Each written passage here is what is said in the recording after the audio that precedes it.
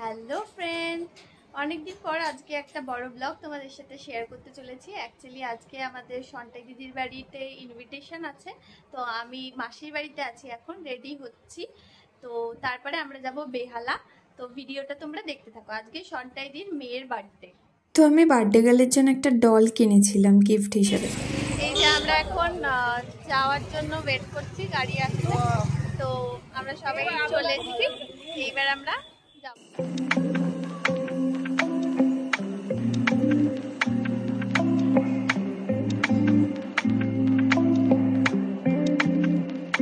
At last আমরা ভেনিউতে পৌঁছে গেছিলাম। বেশ অনেকটাই রাত হয়ে গেছিলো, আমাকে আবার ওই দিন বাড়িও ফিরতে হতো।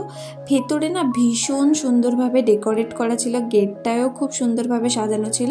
আর আমরা যে মোমেন্টে গেছি গিয়ে দেখি সবে তখন কেক কাটিং হচ্ছে, তো সেটা আমি ক্যাপচার করেছি। তোমরা সবাই ওকে উইশ করো, আর ও যেন অনেক সুস্থ থাকে, ভালো থাকে, অনেক বড় হয় সেই আশীর্বাদ করো। বাচ্চা পার্টির এন্টারটেনমেন্টের জন্য কিন্তু সব রকম ব্যবস্থা করা হয়েছিল। স্টার্টারে কিন্তু ছিল kebab, phuchka, coffee, spring roll, mocktail counter.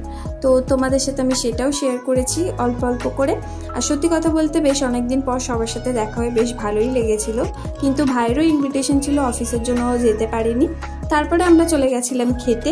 প্রচুর আইটেম করেছিল, তো কোনটা ছেড়ে কোনটা খাবো বুঝতে পারছিলাম না, তো অল্প অল্প সবকটাই ট্রাই করেছিলাম। প্রত্যেকটা খাবার খুব ভালো হয়েছিল। আর সত্যি কথা বলতে সেই দিন আবার অতিরিক্ত গরম পড়েছিল। যাই হোক না কেন, তারপরে তাড়াতাড়ি খাওয়া দাওয়া করে শেষে আইসক্রিম খেয়ে আমি বেরিয়ে পড়ি। তারপরে সেই দিন বাড়ি ফিরতে ফিরতে কিন্তু অনেকটাই রাত হয়ে গেছিলো, প্রায় 11:30 বেজে গেছিলো। ভিডিওটা কেমন লাগলো অবশ্যই জানিও, ভালো লাগলে লাইক কমেন্ট সাবস্ক্রাইব করে দিও। খুব তাড়াতাড়ি দেখা হবে নতুন একটা ভিডিওতে।